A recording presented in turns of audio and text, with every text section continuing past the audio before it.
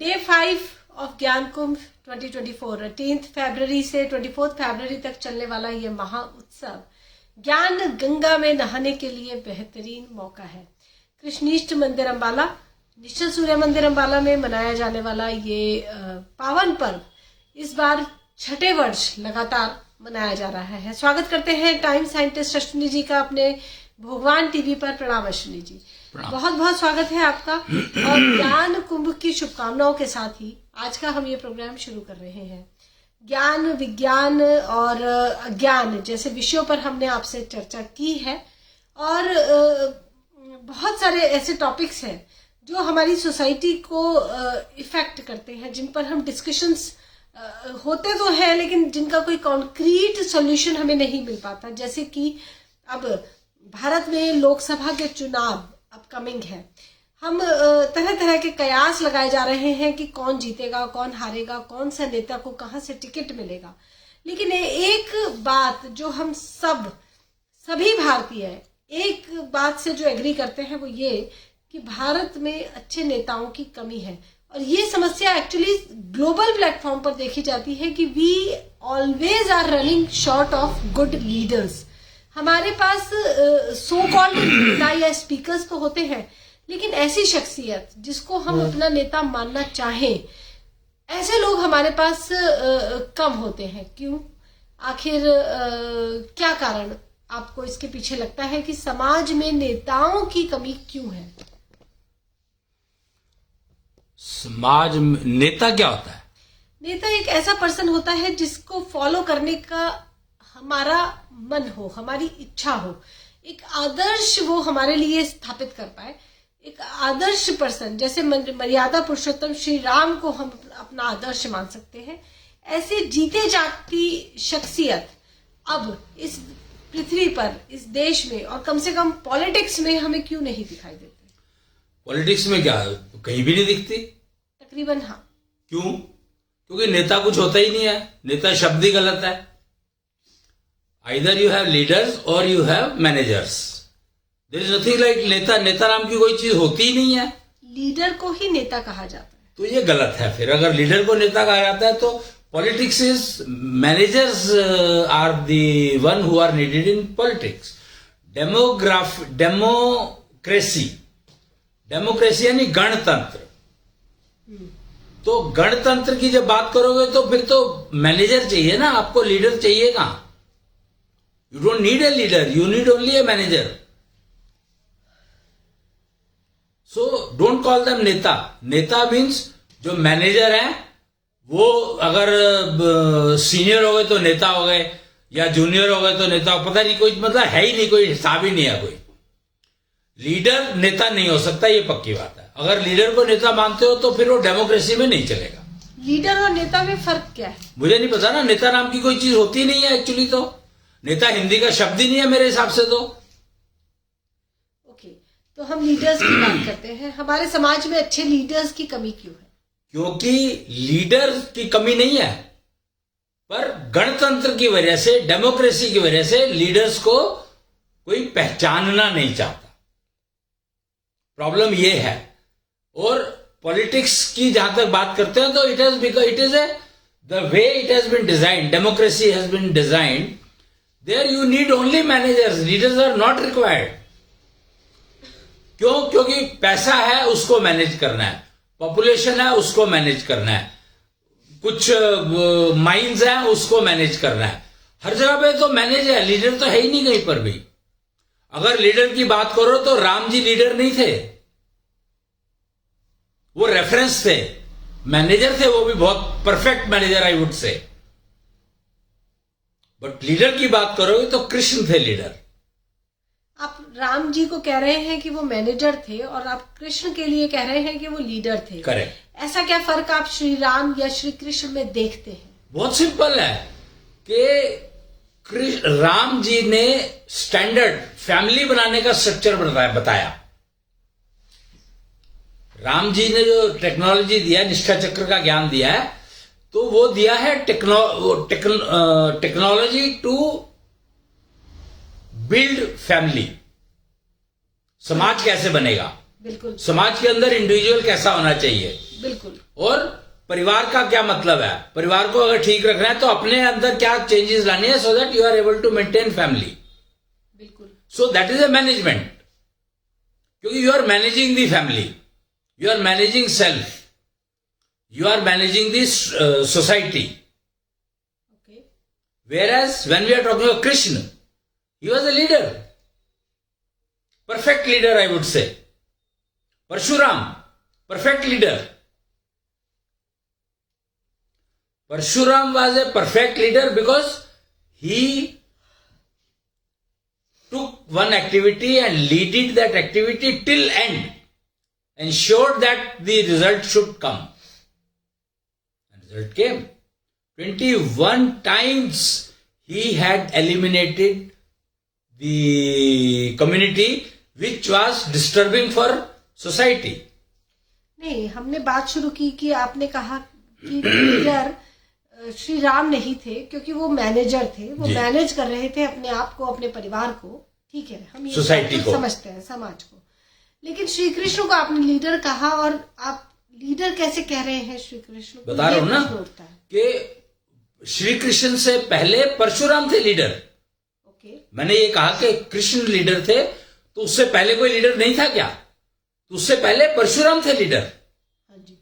तो परशुराम जब लीडर थे तो लीडर का मतलब एक्सप्लेन किया परशुराम ने. हाँ जी. कि मैंने डिसाइड किया है कि the society should be negativity free or free from that community which is disturbing element for the society. हाँ जी. और वो राम जी से पहले आए थे,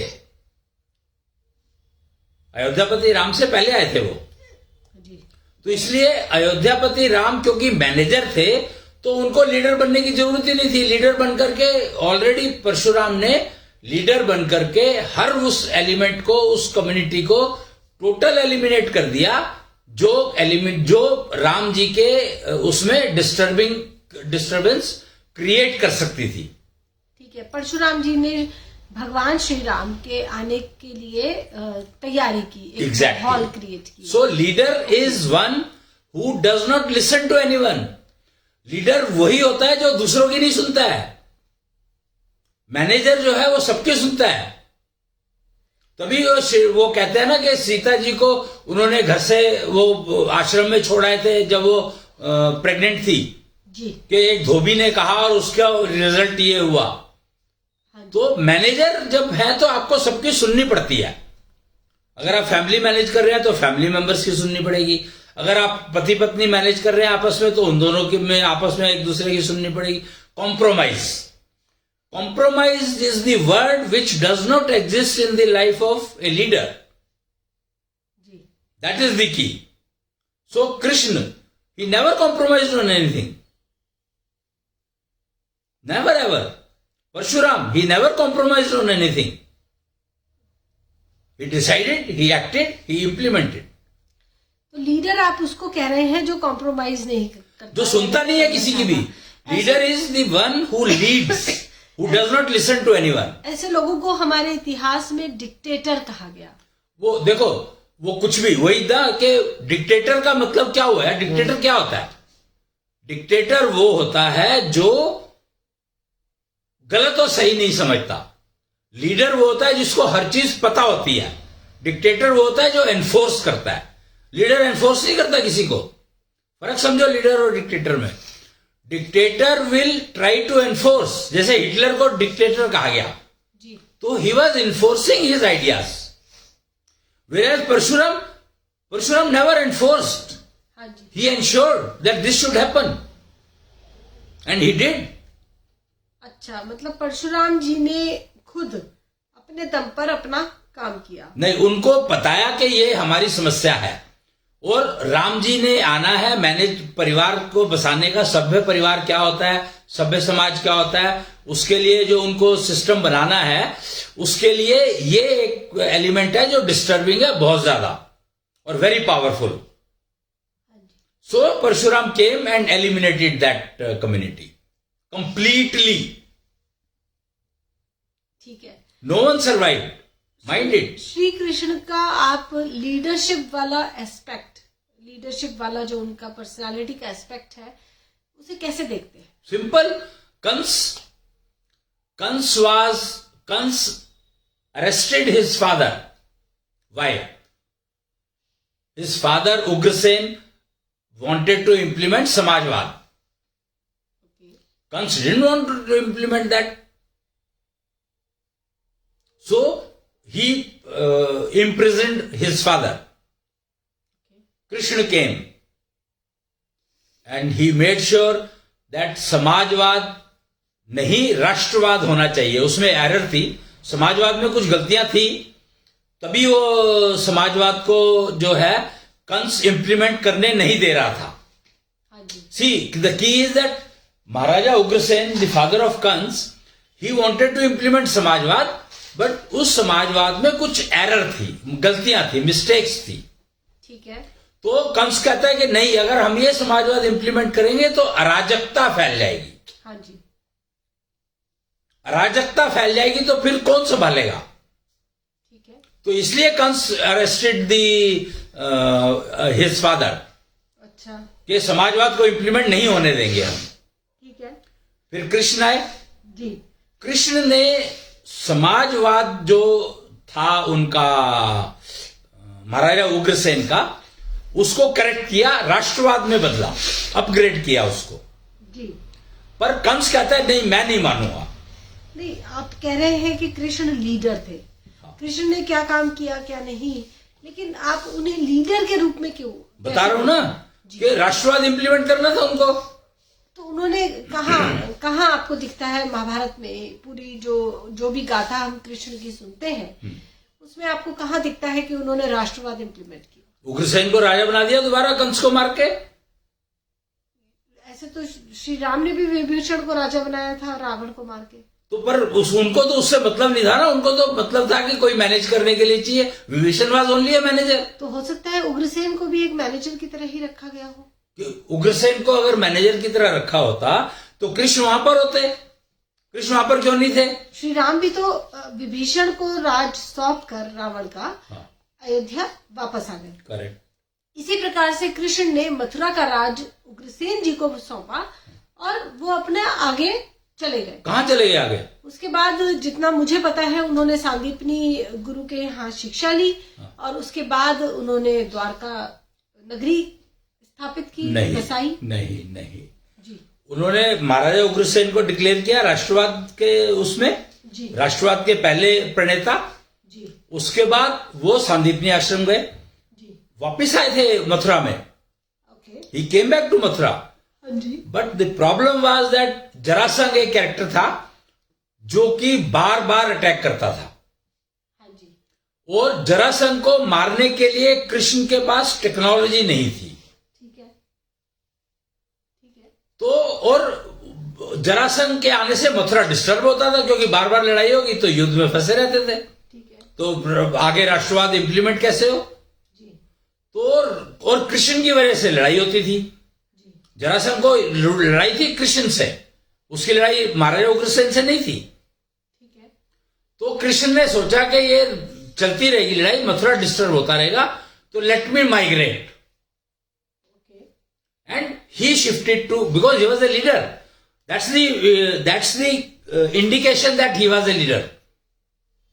उसने देखा कि बार बार डिस्टर्बेंस हो रही है, तो उसने लीड किया कि नहीं ठीक है, मेरे को नहीं यहां पर रहना, मैं यहां से चला जाता हूं, मेरी वजह से डिस्टर्बेंस हो रही है. He identified and he acted. ऐसे तो श्री राम ने भी देखा कि अयोध्या नगरी में एक डिससेटिस्फेक्शन आ रहा है, उनकी पत्नी पर के बारे में बात की जा रही है, तो उन्होंने अपनी पत्नी को वाल्मीकि जी के नहीं, ये जो है यहां पर समझने की बात है कि राम जी ने अपनी पत्नी को वाल्मीकि आश्रम में भेजा था कि जो बच्चे हैं जब गर्भ में होते हैं, जो सीखते हैं, राजमहल में नहीं सीख सकते थे. उनकी शिक्षा दीक्षा राजमहल में नहीं हो सकती थी. हाँ जी. इसलिए उसको आश्रम में भेजा जी, सीता जी को डिलीवरी के लिए, कि उनकी अपब्रिंगिंग जो है इतनी परफेक्ट होनी चाहिए कि उनको कोई डिस्टर्ब ना कर सके, लव और कुश को. ठीक है रश्मि जी, ये तो हो गई इतिहास की बात. हम श्री राम की बात करें या श्री कृष्ण की बात करें, ये भारत का इतिहास है. लेकिन जब हम आज के युग में की बात करते हैं, क्योंकि आज इलेक्शंस का टॉपिक बहुत प्रासंगिक है, तो हम बात करते हैं कि कौन सी पार्टी जीतेगी, मोदी जी अच्छा काम कर रही है, ये निर्विवाद है। लेकिन जब मैं सोचती हूँ कि मेरे क्षेत्र से कोई अच्छा प्रत्याशी खड़ा हो और मैं उसको वोट दूं, तो मुझे लगता है कि मेजॉरिटी यही समस्या है कि you have to actually understand that who is the leader. यहां पर लीडर की बहुत इंपॉर्टेंस है। तुम्हारे एरिया में कौन खड़ा आ रहा है उससे मतलब नहीं है, because this is a democracy. The way democracy has been defined, it was not that it was started like this. It was गुणतंत्र earlier. It was converted to गणतंत्र. तो गणतंत्र में फिर लीडर को तुम्हें चुनना होगा। लीडर को चुनना होगा, तो लीडर को चुनने के लिए जो उसकी सपोर्ट के लोग हैं, अगर आपके एरिया से कोई सपोर्ट खड़ा हो रहा है और उनकी पार्टी उस लीडर जो कि उस लीडर को हेल्प करेगा जी, तो you have to ensure that leader remains. Ashwini ji ठीक है, ये तो समय समय की बात है। कुछ पार्टीज अपना लीडर अनाउंस करके चलती हैं, जैसे अभी मोदी जी अनाउंस्ड है कि वही प्रधानमंत्री बनेंगे अगर बीजेपी जीतती है। बात लीडर की हो रही है, लीडर। हाँ। लेकिन कभी कभी ऐसा भी होता है गणतंत्र व्यवस्था में कि लीडर पहले से अनाउंस नहीं किया जाता। तो वही कारण है कि राष्ट्र सबसे ज्यादा सफर करता है। We have been seeing that in last so many years. Absolutely, क्योंकि हमारे पास कमी है इस तरह के लोगों की जिन पर हम विश्वास कर सकें। नहीं, कमी नहीं है, व्यवस्था खराब है। गणतंत्र व्यवस्था खराब है, गलत है। गणतंत्र व्यवस्था को ठीक करना पड़ेगा, इसको गुणतंत्र व्यवस्था पे शिफ्ट करना ही पड़ेगा अगर आप चाहते हैं। तो लीडर हर फैमिली में अवेलेबल है। I can assure you that almost all families have a leader, but they are not trained as leaders for society. Only family, till family only they remain. हाँ जी। तो फिर वो प्रॉब्लम है ना। तो अगर उसको सोसाइटी के लिए ट्रेन करना है तो ट्रेन कर सकते हैं, उसको कोई मुश्किल काम थोड़ी है। कि सही लोग आगे नहीं आ पाते, वो क्योंकि गणतंत्र की प्रॉब्लम है। ये गणतंत्र के कारण जो सही लीडर है उसको जो गण के कारण, गिनती के कारण ऐसे लोग जो है को आगे रख देते हैं जिनका कोई वजूद ही नहीं है। उनको ना मैनेजमेंट आती है, एक्चुअली मैनेजर भी नहीं है वो अच्छे। लीडर और लीडर के बाद मैनेजर चाहिए जी। तो मैनेजर ही अगर वो अच्छे नहीं है, वो अपने घर को भरने में लग जाते हैं। प्रॉब्लम क्या है कि वो घर में तो लीडर है जी, और सोसाइटी में उनकी कोई एग्जिस्टेंस नहीं है। बट गणतंत्र, क्योंकि घर वो अच्छा मैनेज करते हैं तो उसकी कम्युनिटी के लोग सोचते हैं कि यार ये बड़ा बढ़िया आदमी है, और वो अपने आप को डिग्रेड कर देते हैं क्योंकि घर में तो वो भी लीडर है खुद। तो प्रॉब्लम यह है कि गणतंत्र व्यवस्था को अगर चलाना है तो you have to understand that leader has to be winning. तो लीडर डिक्लेयर्ड है तो आप उसको वो करें। अगर लीडर डिक्लेयर्ड नहीं है तो उस पार्टी को डिस्कार्ड कर देना चाहिए 100%। Total party should be discarded. The party who does not have leader does not exist.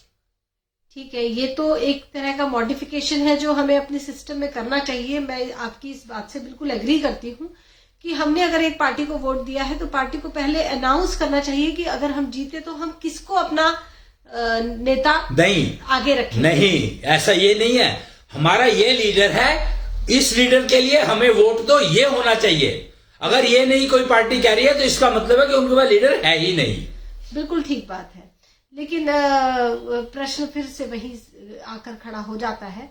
आप किसी भी मार्केट में जाकर देखें, किसी भी RWA में जाकर देखें सोसाइटी की, आप ये पाएंगे जो छोटी छोटी ऑर्गेनाइजेशंस हैं, इवन जो स्पिरिचुअल ऑर्गेनाइजेशंस हैं, कई संस्थाएं हैं जिनमें आप ये पाएंगे कि सही लीडर ना होने की वजह से अपने पर्पस को पूरा नहीं कर पाती ऑर्गेनाइजेशन। तो उसका तो मैं कुछ नहीं कर सकता ना। I have to define. अगर आपने डिसाइड कर लिया कि सुसाइड करना है तो उसका मैं क्या करूंगा? That is your choice. इसमें सुसाइड कहाँ है? सुसाइड है ना। अगर लीडर डिफाइन नहीं किया और फिर भी तुम उस पार्टी को वोट दे रहे हो तो you are committing suicide only. That's the key ना, that you have to understand that without leader if some party is trying to fight election, that means they are trying to make fool of you. Leader defined होना चाहिए तो you have to vote for leader. आप America का system देखो, जी। वहां पर president के लिए इलेक्शन होता है, मतलब लीडर के लिए इलेक्शन होता है। लीडर इज वन, जो भी लीडर जीतता है वो फिर अपनी टीम बनाता है। जी। तो that is the key, that is the system which is used. So leader has to be there if you want to vote. Any party without leader, if you are voting, you are committing a mistake. हाँ जी। तो ये तो आपको ध्यान रखना ही पड़ेगा. Either you decide to suicide or you pick a right leader. हाँ जी। ये तो हो गया कि अपने लीडर को अनाउंस करना चाहिए पार्टी को। मेरा प्रश्न आपसे दूसरा था। मेरा प्रश्न ये था कि इस तरह की शख्सियत, इस तरह की पर्सनालिटीज, इस तरह के चेहरे, इस तरह के ऑप्शंस हमारे आसपास क्यों नहीं होते? होते हैं, मैं कह रहा हूं ना, गणतंत्र व्यवस्था है तो चेहरे होते हैं, हम देखना नहीं चाहते. प्रॉब्लम ये है, चेहरे हैं पर देखना नहीं चाहते हम. क्यों? पता नहीं, suicidal tendency. That is what the problem is, that everybody is trying to commit suicide. Suicidal tendency has been developing. Teenagers are committing suicide. Biggest problem today. No one wants to talk about it. जो चीज बिल्कुल clearly दिख रही है तब भी आदमी नहीं करना चाहता, उसको इंसान नहीं करना चाहता, तो सुसाइड तो करोगे ही ना. अब आर्ट ऑफ लिविंग की बात करते हैं लोग. आर्ट ऑफ लिविंग के अंदर लगे हुए जो कि सबको आती है ऑलरेडी. उसमें क्या आर्ट ऑफ लिविंग में क्या चीज है सीखने वाली, मुझे बताओ. And every organization is working on this art of living. Who is the person who is not able to live? Art of living का मतलब हो गया कि हम पॉजिटिव सोचे. बस कुछ हमारे यही प्रॉब्लम है. मन मुताबिक. मोटर चली, अरे मोटर बंद कर, सारे स्विच बंद कर दिए उधर के कुछ बड़े वाले. कुछ हमारे मन मुताबिक नहीं है तो हम बजाय दुखी होने के उस चीज को या तो इग्नोर करें, रिजेक्ट करें. मोटर बंद करी कि नहीं उसने? तो ये है art of living. Art of living का मतलब है कि तुम अपने आप को दूसरे के सरेंडर कर दो, वो तुम्हारे को देखेगा, हम कुछ नहीं करेंगे. आर्ट ऑफ लिविंग की सबसे बड़ी प्रॉब्लम यह है कि we are not ready to take our responsibility. जो भी इंसान आर्ट ऑफ लिविंग सीख रहा है या सिखा रहा है, इसका मतलब यह है कि वो अपनी जिम्मेदारी अपने ऊपर नहीं लेना चाहता. आर्ट ऑफ लिविंग सीखना जरूरी है. क्यों? क्योंकि आर्ट ऑफ लिविंग में तुम्हें अपनी जिम्मेदारी अपने ऊपर लेनी पड़ेगी. अगर अपनी जिम्मेदारी अगर अपने ऊपर नहीं ले सकते आप, तो जिंदगी में कब करोगे क्या? लाइफ तो चलती रहेगी, लाइफ थोड़ी रुकने वाली है. रोज बदलते रहोगे कि ये लीडर हो गया, आज इसको फॉलो कर लेते हैं, कल उसको फॉलो कर लेते हैं, परसों उसको फॉलो कर लेते हैं. तो you are just changing the job. Art of living में you are just changing the job कि मैनेजर बदल लिया. हाँ जी. तो मैनेजर तो तुम्हें कुछ सिखा ही नहीं सकता ना. See, try to understand between difference between leader and a manager. Manager can not lead and leader do not manage. They don't need to manage, although they can. Leader can manage but manager can not lead. So art of living is all run by managers, not by leaders. Okay. You have to understand that. It's your free will. You want to commit suicide, no one can stop you. Ashwini ji, अगर मैं आपसे पूछूं कि leader किसे कहते हैं या leader की डेफिनेशन क्या है, तो आप किस तरह से डिफाइन करेंगे? बताया ना, leader do not listen to anyone but he understands everything. कोई किसी की नहीं सुनता है तो ये लीडरशिप क्वालिटी हो गई. तो इसका मतलब हम सब एक दूसरे की सुनना बंद कर दें तो हम सब लीडर्स हो गए. वो है ही लीडर सारे के सारे. हर फैमिली में एक लीडर है, मैंने अभी तो कहा. लेकिन एक फैमिली में अगर 4 लोग हैं तो चारों के चारों लीडर हो जाएंगे अगर वो चारों एक दूसरे की नहीं सुनेंगे. कैसे हो सकता है? पॉसिबल है क्या? तो आपने लीडरशिप की यही क्वालिटी बताई. क्वालिटी है यही, तो सब में वो क्वालिटी थोड़ी हो जाएगी. Do you think that everybody can have the quality, same quality? तो पाम लीडर हो. How can everybody have the same quality? Quality की नहीं है ये बात, ये आदत की है. अभी हम लोगों को ये आदत की नहीं है, ये सिखा दिया गया है. यही बात है. प्रॉब्लम यही है कि ये सिखा दिया गया कि आदत की बात है. जो छोटा बच्चा होता है 2-3 साल का, वो नॉर्मली किसी की नहीं सुनता. हम बच्चे को ओबीडियंट, आज्ञाकारी बनने की. तो आप ये कहो, वही मैं करूं, तो तुम ये कहो ना कि you are trying to cultivate slaves. नहीं, अगर आप हर बच्चा जंगली नहीं हो जाएगा अगर हम बच्चे को आज्ञाकारी करके देखो, रहेंगे। बना के देखो, बल्कि तुम उसको आज्ञाकारी बना करके जंगली बना रहे हो। वो तुम्हारी नहीं सुनता। तुम्हारे बच्चे आज की तारीख में बच्चे पेरेंट्स के साथ क्यों नहीं रहना चाहते? Give me one reason. तुमने तो बहुत आज्ञाकारी बनाया था। ये तो मैं आज कहना शुरू कर रहा हूं लीडर और मैनेजर का। उससे पहले तो तुम आज्ञाकारी बना रहे थे ना सारे के सारे। तो क्यों बच्चे पेरेंट्स के साथ नहीं रहना चाहते? बता दो मेरे को। आज्ञा मानते मानते बोर हो जाते हैं। नहीं, उनको समझ आया था कि ये मूर्ख बना रहे हैं हमें। दे आर एक्चुअली स्पीकिंग, मैं मतलब I don't want to use those words, but they are cursing their parents actually. कि वो कहते हैं कि हमें झूठ और सच में फर्क करना नहीं सिखाया। हमें कैरियर चुनना था, हम कैरियर क्या चुने हमें बताया ही नहीं किसी ने। पैसे दे दिए, जाओ और अपने आप ढूंढ लो। आज क्या हो रहा है? पेरेंट्स कहते हैं बेटा तू जो करना चाहता है कर ले। वो कहता है ठीक है मैं सुसाइड कर रहा हूं नेचुरली, बिकॉज उसको पता है कि मरना तो है ही मुझे। तो why delay so much and live painful life? I commit suicide today itself and that is what is happening. Teenager में सुसाइडल टेंडेंसी क्यों डेवलप हो रही है? This is the reason that the parents were trying to make them slaves. आज्ञाकारी के नाम पे slave बनाया जा रहा था उनको। अनुशासन में रखती है वो लोग, स्लेव कहाँ बनाते? स्लेव बना तो क्यों नहीं रहते बच्चे फिर पेरेंट्स के साथ? अगर ऐसी बात थी तो अनुशासन में रहना मुश्किल होता है। नहीं, ऐसा ये नहीं है, ये गलत है। तुम अनुशासन जिसको कह रहे हो तुम, क्योंकि तुम खुद स्लेव थे तो तुम्हें वही अनुशासन लगता है। प्रॉब्लम यहां है, you don't want your child to become a leader. हर परिवार के कुछ नियम होते हैं, कायदे होते हैं। नियम परिवार के नहीं होते हैं, नियम लाइफ के होते हैं। परिवार के नियम कैसे हो जाएंगे? अब हम अगर बच्चे को कहते हैं कि सुबह 7 बजे उठना है, 8 बजे आपको ये काम करना है, ये कहाँ लिखा है? ये कहाँ लिखा है कि 7 बजे उठना है, 8 बजे उठना है? मतलब उठने का क्या? I am surprise. This is called self discipline. फिर तो ठीक है। अगर तुम्हारे बच्चे सुसाइड करते हैं तो you deserve that. You are earning that. You want them to commit suicide. So you deserve that. करने दो. It's your choice. Free will.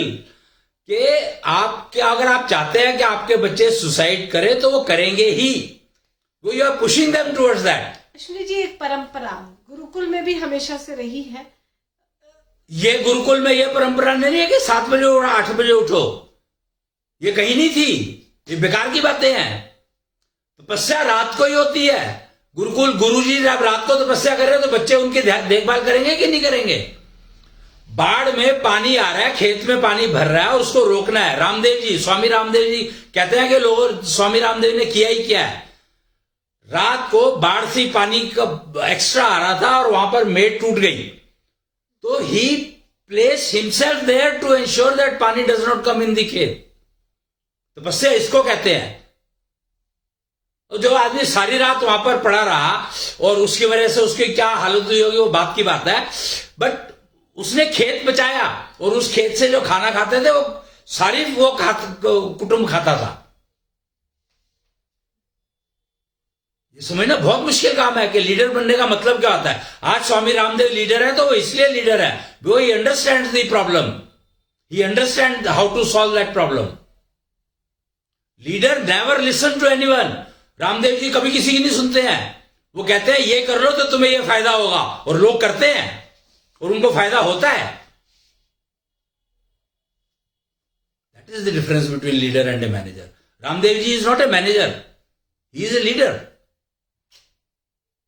Try to understand the difference. जैसे स्वामी रामदेव जी का आपने नाम लिया या मोदी जी हमारे सामने है, इस तरह के बहुत ही गिने चुने लोग। किसने क्या दिया? हर फैमिली में एक है, हर फैमिली में एक है। एक से ज्यादा हुए तो प्रॉब्लम क्या? लीडर तो they can always adjust. Leader जो है उसकी एक पर्टिकुलर एरिया में एक्सपर्टीज होती है, उसमें वो नहीं सुनेगा किसी की।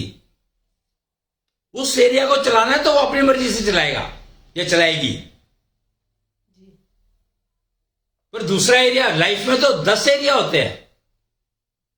हजारों लीडर्स अवेलेबल हैं, लाखों बल्कि होंगे अवेलेबल आज की तारीख में leader. If you want I can give you, आज मैं आपको 50,000 लीडर दे सकता हूं.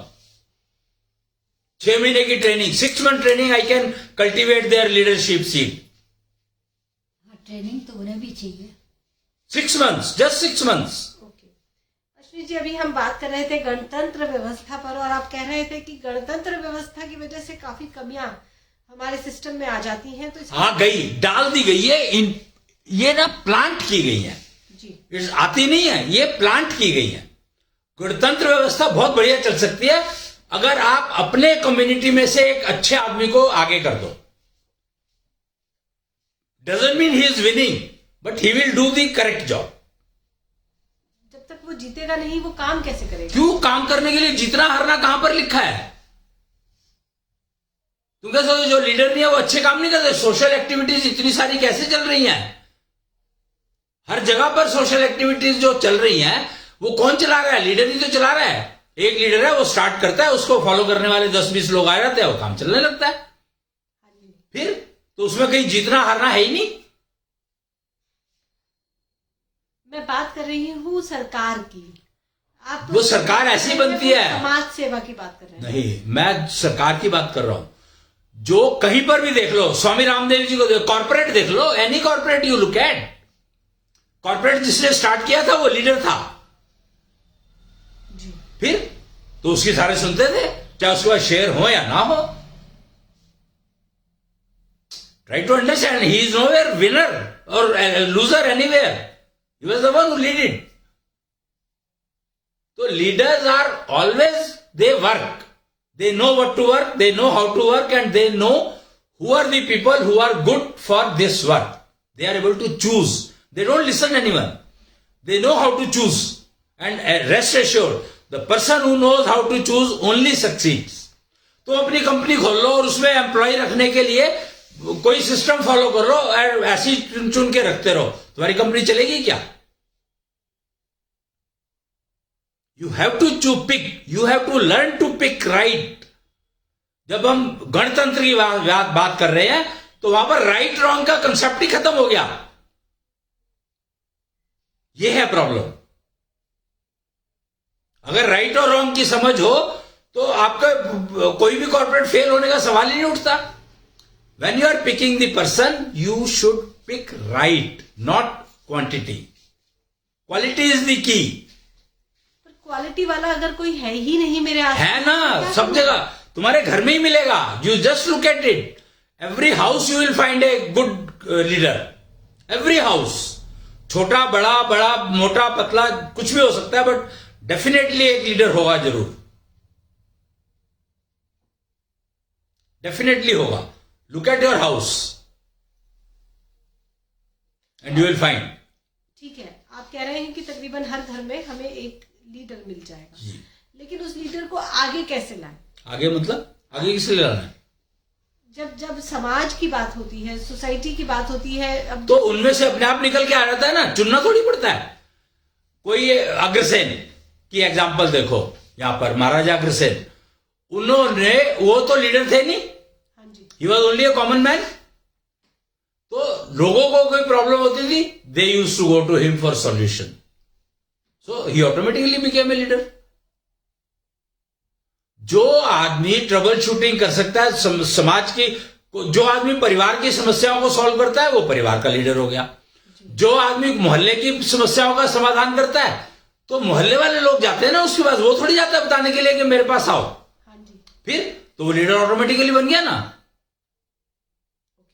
तो ऐसे चेहरे हमें पॉलिटिक्स में क्यों नहीं दिखते? क्योंकि पॉलिटिक्स में, मैं बता रहा हूं ना, कि क्योंकि पॉलिटिक्स में हमें लीडर चाहिए नहीं, डेमोक्रेसी में हमें लीडर चाहिए नहीं. तो हमें क्या चाहिए? हमें चाहिए वो लोग जो लूट लूट के हमें दें. वही समाजवाद की बात कर रहा हूं मैं. महाराजा उग्रसेन के समाजवाद में प्रॉब्लम क्या थी? क्या?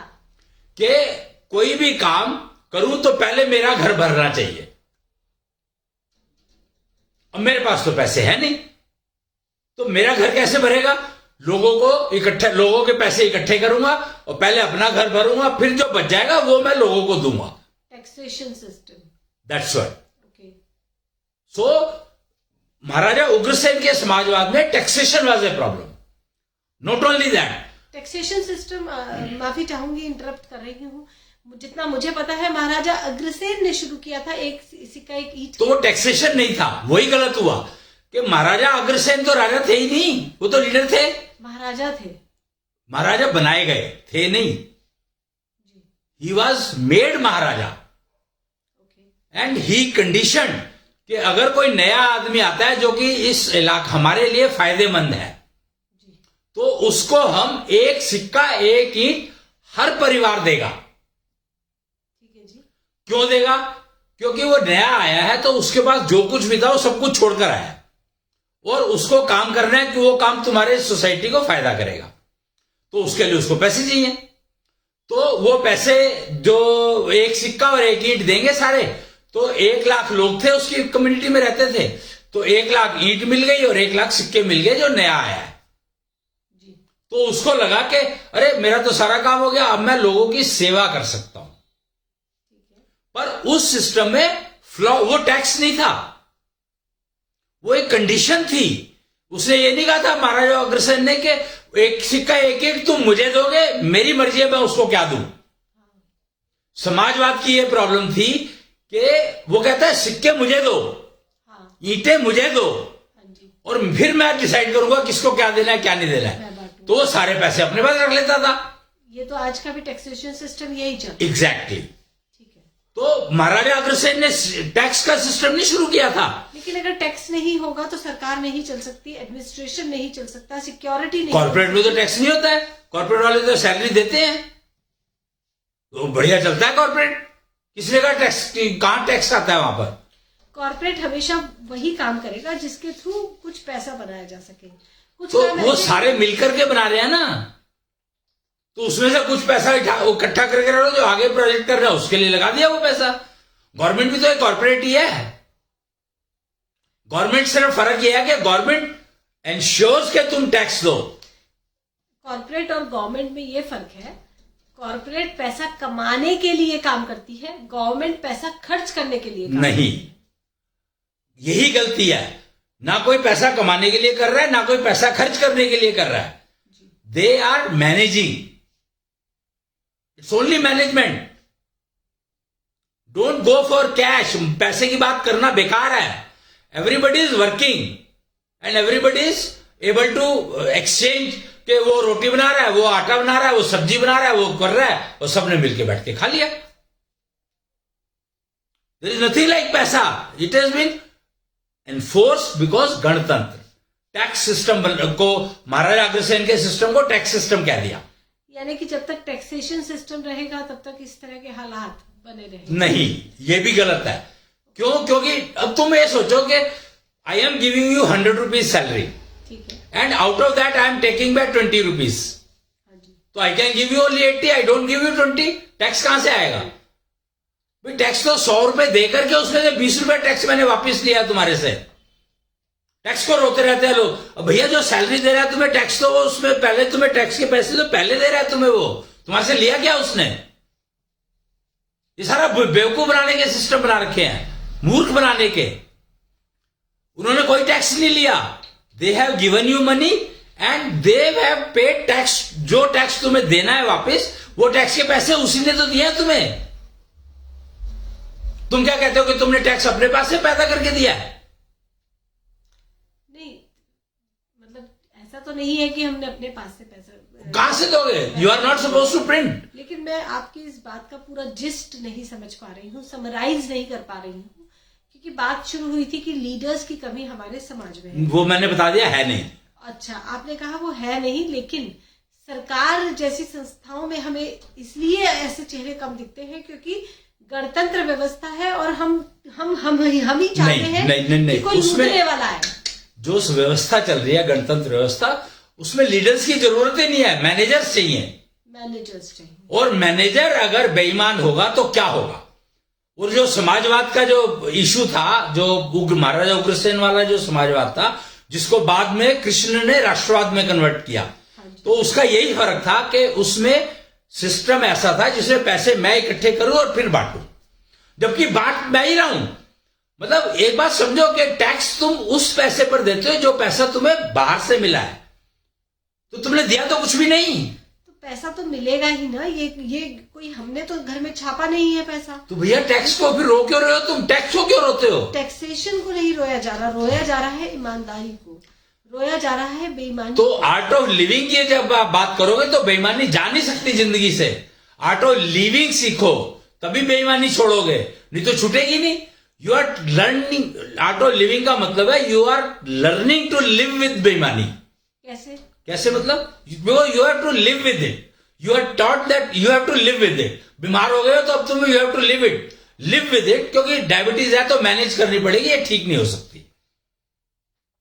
So you are, art of living is saying ke how do you, with diabetes, how you can live better. So your art of living में you are learning to live with बीमारी. That is the problem.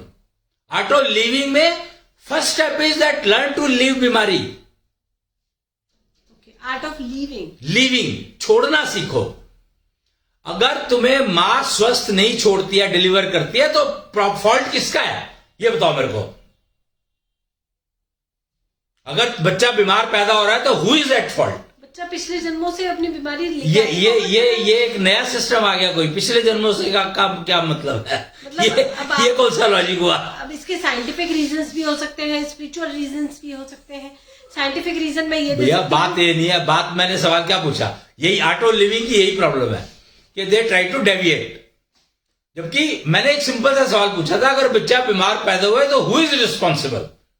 इसमें doctors भी responsible है, mother भी responsible है, father भी responsible है। Agreed, मैं तो मना कर ही नहीं रहा ना, तो मैं तो मना कर ही नहीं रहा ना। तो do you want that your all child should be delivered बीमार? Of course not. देन तो आर्ट ऑफ लिविंग सीखना ही पड़ेगा तुम्हें। अगर आर्ट ऑफ लिविंग सीखोगे तो बीमार बच्चे पैदा करोगे, और आर्ट ऑफ लिविंग सीखोगे तो बीमार बच्चे पैदा होंगे नहीं। तो यानी कि हमारी एजुकेशन में ये सब्जेक्ट मिसिंग है, आर्ट ऑफ लिविंग, छोड़ने की कला। सब्जेक्ट ही है होना चाहिए, आर्ट ऑफ लिविंग तो सब्जेक्ट ही नहीं है, वो तो माँ बच्चे को सिखाती है। अभी तो तुमने आज्ञाकारी और फलाना ठिकाना जो बताया वो आर्ट ऑफ लिविंग का ही तो सिस्टम था, और क्या था जी। फिर उसमें क्या सीखा तुमने कि बच्चे तुम्हें छोड़ के चले जाए या बच्चे सुसाइड कर ले? आर्ट ऑफ लिविंग में यही सिखाया जाएगा, learn to live with problem. Art of living में learn to leave problem, that is the difference. तो Ashwini ji, art of living इस टॉपिक से जो छोड़ने की कला है, उसी से हम कंक्लूड कर रहे हैं आज का ये ज्ञान कुंभ का 5वें दिन का आपका लेक्चर।